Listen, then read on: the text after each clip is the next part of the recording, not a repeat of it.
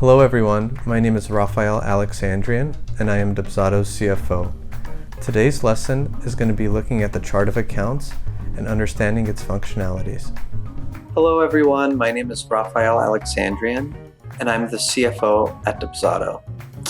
In today's lesson, we're going to be looking at the chart of accounts. And specifically, we're going to be looking at how we can use the chart of accounts to better understand your sources of income and expenses in your small business, and how the chart of accounts can be used to improve your business's profitability. Let's get started. So I want to start off by defining what the chart of accounts is. The chart of accounts is a powerful reporting tool that's available in your Dubsado account, and it provides an overview of the various activities that are taking place in your business. It can provide you with a very clear view of which products or services are making up your total income, and it also provides you with a picture of what your business expenses are and how they stack up against your business income. Before we delve into the presentation, I do want to clarify that the chart of accounts will only be as helpful and as insightful as you make it.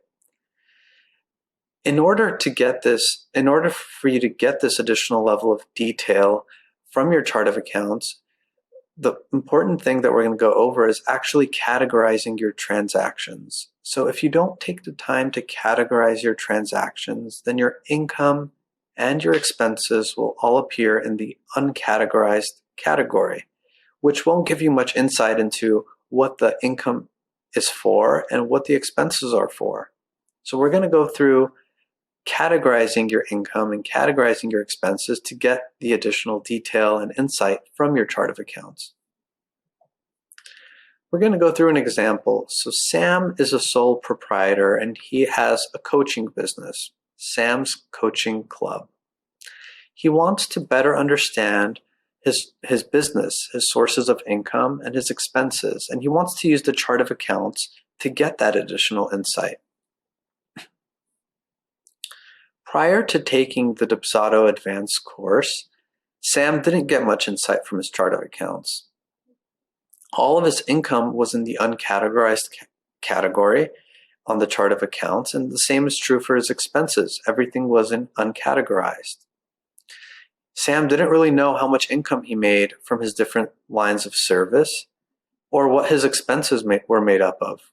If we look at his current chart of accounts under income, it just shows $4,000 and it shows uncategorized. Similarly, if we look at his expenses, it shows $1,165, again, uncategorized. The first thing that Sam would do to categorize his transactions is he'd go to the Transactions tab of his Dubsado account. There he'll see that all of his income and expenses are listed there, but they're all uncategorized. To begin categorizing transactions, you want to go to the column that says Categories, so you can pick any of the lines that you want to start with. So let's say Sam wants to start with the first line, which is $3,750 that he received from Anna Smith for Sam's Coaching Club. When he clicks on the uncategorized button, he's going to see a new screen that pops up that says Edit Income.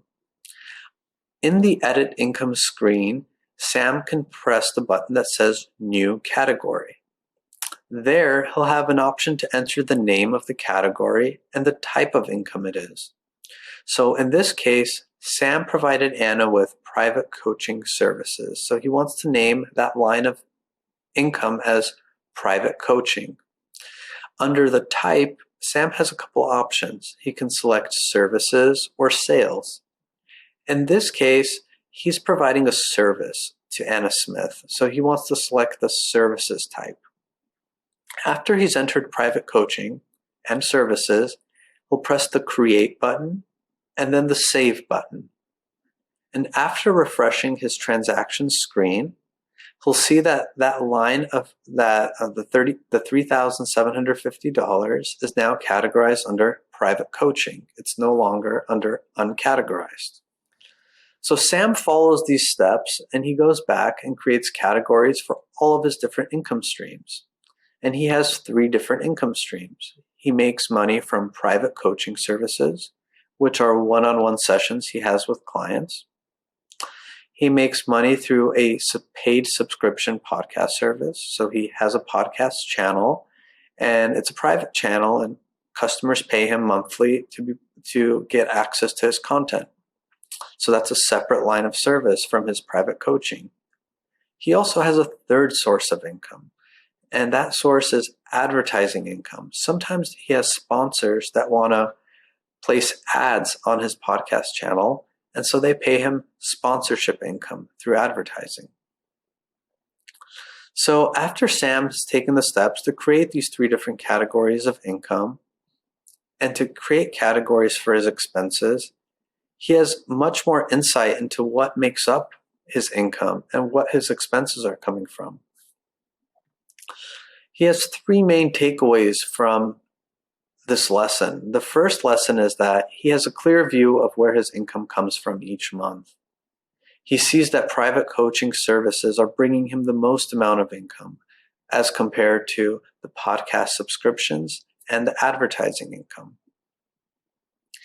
Sam also saw that his expense structure is such that it's fixed. He has a lot of fixed expenses: office rent, office telephone, office utilities. These are fixed expenses.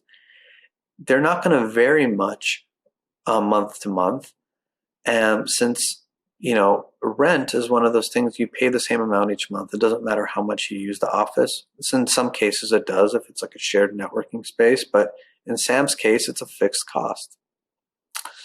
The third takeaway that Sam has from now that he has a more detailed chart of accounts is that he knows that he made a profit last month, and he wants to reinvest a portion of that profit back into his business. So one way that he can reinvest that to get additional income in the future is through advertising. So Sam decides to put some money into advertising. And what he hopes is that by increasing his advertising spend, he'll increase his podcast subscriptions because he'll bring more awareness to his channel. He could possibly increase his sponsorships since he'll have a bigger audience base.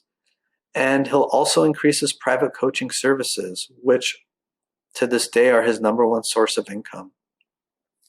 So in Sam's case, just as a takeaway from this lesson, an overall takeaway is that the chart of accounts can be a very powerful reporting tool. It could help you to really understand your business. It can help you to understand where your income is coming from, where your expenses are coming from, and it can, more importantly, help you to make better business decisions. It can help you to grow your business even further. So if the Dubsado chart of accounts is a tool that you want to use, I highly encourage you to. And if you have any questions, please don't hesitate to reach out to us. Thank you for watching.